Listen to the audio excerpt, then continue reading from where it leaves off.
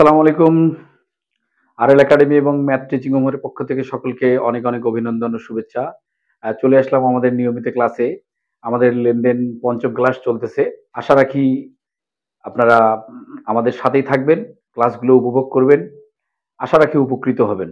প্রিয় শিক্ষার্থীরা, আজকে আমাদের জানার বিষয় হচ্ছে পাওনাদার হিসাব, দেনাদার হিসাব, প্রদেয় বিল হিসাব, প্রাপ্য বিল হিসাব, মজুত পণ্য হিসাব, ঋণ হিসাব, বিনিয়োগ হিসাব, বেতন বা মজুরি হিসাব, মনিহারি হিসাব, ভাড়া হিসাব।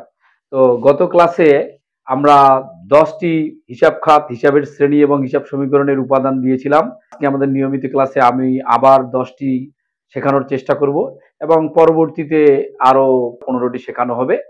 আমাদের আজকের বিষয়গুলো আমরা জানার চেষ্টা করি। তো প্রথমেই আমাদেরকে মনে রাখতে হবে যে হিসাব সমীকরণের মূল উপাদান কিন্তু তিনটি, এ ইকুয়াল এল প্লাস ওই।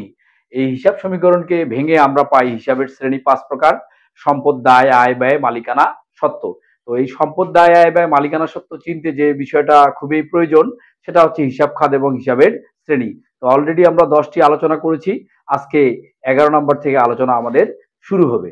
সাথে থাকুন প্লিজ। প্রথমেই দেওয়া আছে 11 নম্বরে পাওনাদার অথবা প্রদেয় হিসাব।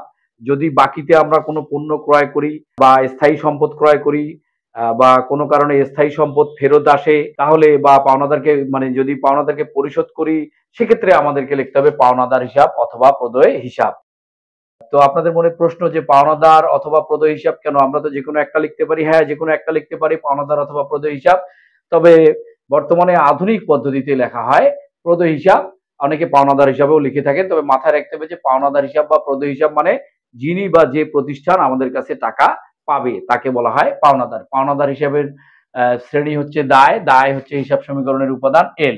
পরবর্তীতে আসছে দেনাদার বা প্রাপ্য হিসাব। তো দেনাদার বা প্রাপ্য হিসাব হচ্ছে ধারে বিক্রয়ের ফলে যে পক্ষের সৃষ্টি হয় সেই পক্ষকে আমরা বলবো দেনাদার বা প্রাপ্য হিসাব। ধারে বিক্রয় করলেও লিখতে হবে দেনাদার বা প্রাপ্য হিসাব।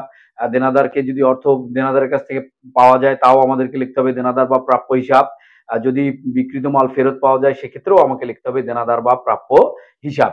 দেনাদার বা প্রাপ্য হিসাব হচ্ছে হিসাবের শ্রেণী হচ্ছে সম্পদ। সম্পদ হচ্ছে হিসাব সমীকরণের উপাদান এ। তারপরেই আসতেছে প্রদেয় বিল বা প্রদেয় নোটস হিসাব। প্রদেয় বিল বা প্রদেয় নোটসটা আমাদেরকে একটু ভালোভাবে জানতে হবে। প্রদেয় বিল বা প্রদেয় নোটস যখন আমরা শর্ত সাপেক্ষে কোনো কিছু বাকিতে ক্রয় করব বা শর্ত সাপেক্ষে কেউ আমাদের কাছে টাকা পাবে, তখন সেটাকে বলা হবে প্রদেয় বিল বা নোটস। পূর্বে লেখা হয়তো প্রদেয় বিল, এখন প্রদেয় নোটসও লেখা হয়।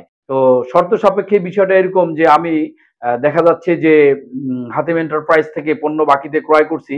তো হাতিম এন্টারপ্রাইজ আমাকে দেখা যাচ্ছে যে 2 মাসের সময় বেঁধে দিয়েছে এবং নির্দিষ্ট সুদের হার। তো সুদের হার দিলেও সেটাকে নোটস বলতে হবে বা নির্দিষ্ট সময় দিলেও সেটাকে নোটস বলতে হবে। অর্থাৎ যদি শর্তের সাপেক্ষে আমাদের কাছে কেউ টাকা পায় তখন আমাকে বলতে হবে প্রদেয় বিল বা নোটস হিসাব। প্রদেয় বিল বা নোটস হিসাব হচ্ছে হিসাবের শ্রেণী হচ্ছে দায়। হিসাব সমীকরণের উপাদান হচ্ছে এল। পরবর্তীতে আমরা পাচ্ছি প্রাপ্য বিল বা প্রাপ্য নোটস হিসাব। এটা আমরা যেহেতু প্রদেয় বিল বা প্রদেয় নোটস বুঝছি, এটা বুঝতে আমাদের সুবিধা হবে। শর্ত সাপেক্ষে যদি আমরা কারো কাছে টাকা পাই সেক্ষেত্রে সেটাকে বলা হবে প্রদেয় বিল বা প্রদেয় নোটস হিসাব। প্রদেয় বিল বা প্রদেয় নোটস হিসাবের শ্রেণী হচ্ছে সম্পদ। সম্পদ হিসাব সমীকরণের উপাদান এ। পরবর্তীতে আসছে মজুত পণ্য হিসাব।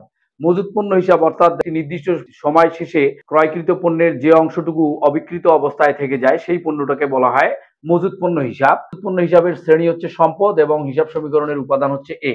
তার পরবর্তীতে আসতেছে ঋণ হিসাব। আমরা যদি কোনো ব্যক্তির কাছ থেকে ঋণ গ্রহণ করি তাহলে সেটাকে আমাকে ঋণ হিসাব লিখতে হবে। আর মাথায় রাখতে হবে যে ঋণ গ্রহণ করলেও আমাকে লিখতে হবে ঋণ হিসাব এবং ঋণ পরিশোধ করলেও আমাকে লিখতে হবে ঋণ হিসাব। ঋণ হিসাব হচ্ছে হিসাবের শ্রেণী হচ্ছে দায়। দায় এবং হিসাবের সমীকরণের হচ্ছে এল। তারপরে আসতেছে বিনিয়োগ। কারবারের অলের অর্থ যদি share, bond, debenture, price bond, সঞ্চয়পত্র ইত্যাদিতে নিয়োগ করা হয় তাহলে সেটাকে বলা হবে বিনিয়োগ হিসাব। বিনিয়োগ হিসাব হচ্ছে হিসাবের শ্রেণী সম্পদ। সম্পদ অর্থাৎ হিসাব সমীকরণের উপাদান এ। তারপরে আসতেছে বেতন অথবা মজুরি হিসাব। প্রতিষ্ঠানের কর্মচারীদেরকে বেতন বা মজুরি প্রদান করলে আমাদেরকে যদি বেতন প্রদান করি তাহলে লিখতে হবে বেতন হিসাব। যদি মজুরি প্রদান করি তাহলে লিখতে হবে মজুরি হিসাব। আবার এটুকুও মনে রাখতে হবে যে বেতন যদি আমরা অপরিশোধিত বা বকেয়া রাখি তাও আমাদেরকে বেতন বা মজুরি হিসাবেই লিখতে হবে। বেতন বা মজুরি হিসাবের শ্রেণী হচ্ছে ব্যয়। ব্যয় হিসাব সমীকরণের উপাদান হচ্ছে ওই। তারপরে আসতেছে মনিহারি হিসাব। তো একটা ব্যবসা প্রতিষ্ঠানের সে ছোট বড় এক মালিকানা যৌথ মূলধনী অংশীদারি যে কারবারই হোক না কেন কারবারটি পরিচালনা করার জন্য যে উপকরণগুলো ব্যবহৃত হয় অর্থাৎ কাগজ, কলম, কার্বন, আলপিন ইত্যাদি এগুলোকে একসাথে বলা হয় মনিহারি হিসাব। মনিহারি হিসাব হচ্ছে হিসাবের শ্রেণী হচ্ছে ব্যয় এবং ব্যয় হচ্ছে হিসাব সমীকরণের উপাদান ওই। তারপরে আমাদেরকে 20 নম্বরে আমরা দেখতে পাচ্ছি ভাড়া হিসাব। ব্যবসা প্রতিষ্ঠান পরিচালনা করার জন্য যদি কোনো জায়গা ভাড়া নেওয়া হয়, সেটা যদি ভাড়া পরিশোধ করা হয় সেক্ষেত্রেও আমাকে লিখতে হবে ভাড়া হিসাব। যদি ভাড়া অপরিশোধিত থেকে যায় সেক্ষেত্রেও আমাকে লিখতে হবে ভাড়া হিসাব। ভাড়া হিসাবের শ্রেণী হচ্ছে ব্যয়, ব্যয় আর হিসাব সমীকরণের উপাদান হচ্ছে ওই। তো প্রিয় শিক্ষার্থীরা আমাদেরকে বারবার এটা অনুশীলন করতে হবে। নবম দশম শ্রেণীর হিসাব অধ্যায়ে সম্ভবত 47 পৃষ্ঠায় এটি দেওয়া আছে, মোট 31টি দেওয়া আছে। এই 31টি আমাদেরকে পর্যায়ক্রমে জানতে হবে। তো অলরেডি আমাদের 20টি ক্লোজ হয়ে গেল এবং পরবর্তীতে আমরা বাকিগুলো জানবো। আমার আকুল আবেদন থাকবে যে আমাদের ম্যাথ টিচিং হোম ইউটিউব চ্যানেলটি সাবস্ক্রাইব করুন এবং প্রয়োজনে ডাউনলোড করে বিষয়গুলো একটু বারবার দেখুন। তাহলে আপনাদের হিসাব বিজ্ঞান শিখতে অনেক সুবিধা হবে। আজকে আমি আমার আরএল একাডেমি এবং কমার্স একাডেমির যে প্রাক্তন শিক্ষার্থীরা আছে তারা কে কোথা থেকে সর্বশেষ পড়াশোনা শেষ করেছেন প্লিজ জানাবেন। আপনাদের দৃষ্টি আকর্ষণ করছি। সবাই ভালো থাকবেন।